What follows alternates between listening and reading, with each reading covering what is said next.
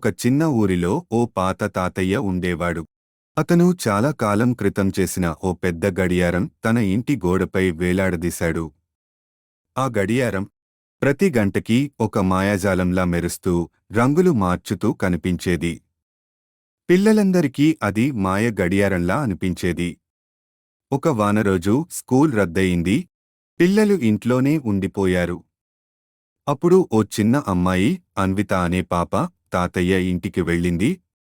ఆమె గడియారం దగ్గర కూర్చుని చూస్తూ ఉండగా గడియారం ఒక్కసారిగా మెరుపులతో మారిపోయింది. ఆ మెరుపుల్లో పువ్వుల తోట, ఆకాశంలో ఎగిరే చేపలు, పర్వతాలపై నాట్యం చేసే మేకలు కనిపించాయి. గడియారం ఆమెకు ఒక్క సందేశాన్ని ఇచ్చింది: కలలు నిజం అవుతాయి, నీవు విశ్వసిస్తే. ఆమె గడియారం ముందు కూర్చుని తన కలలు, చిత్రాలు, కథలు అందులో పెట్టింది. మళ్లీ బయటకు వెళ్ళినప్పుడు ఆమె ముఖంలో ఆనందం మెరిసిపోయింది. ఇంకా వర్షాలు ఉన్నా ఊరిలోని పిల్లలందరికీ ఆమె గడియారం కథలు చెప్పింది.